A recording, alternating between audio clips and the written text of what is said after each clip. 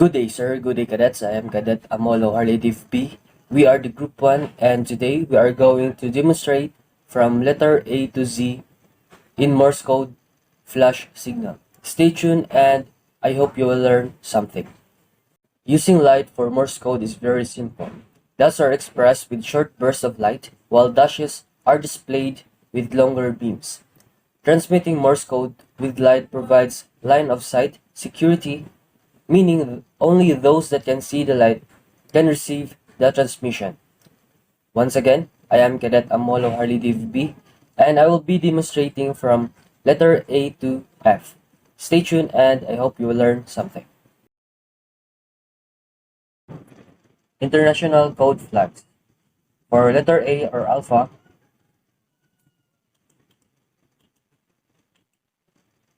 means diver down. Next is letter B or Bravo.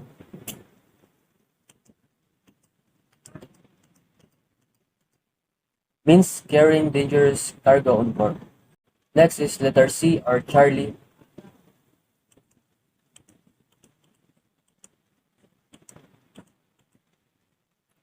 Means affirmative or yes. Next is letter D or Delta.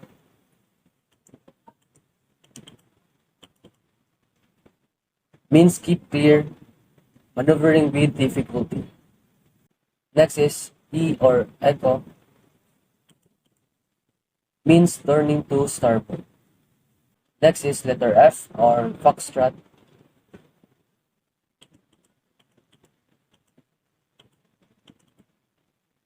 I am disabled, communicate with me.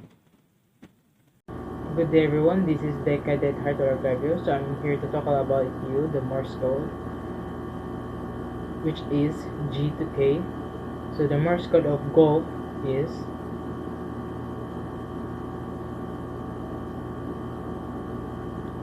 the Morse code of hotel is the Morse code of India is, and the Morse code of Juliet is, and the lastly is kilo.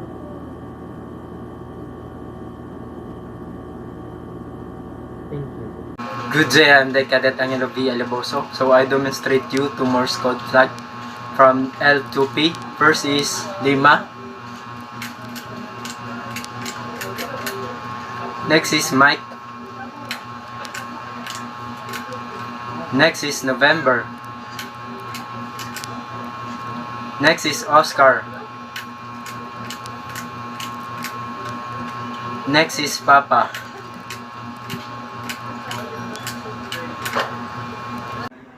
Good day everyone, this is the Cadet APOLE Leandro. Today I'm going to demonstrate to you the Morse code from letter Q to U. So the code for letter Q, Quebec, is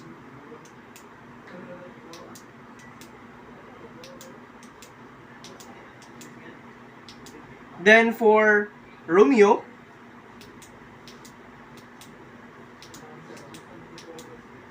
then for Sierra, for Tango, and last for uniform is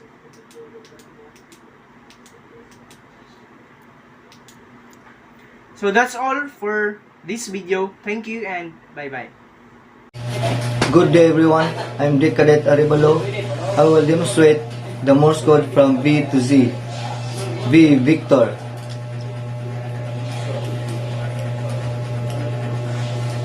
And then whiskey.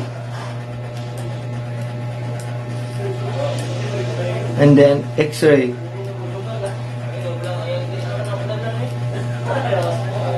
And then Yankee.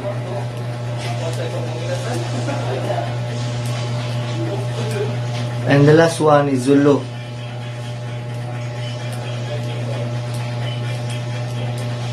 That's all.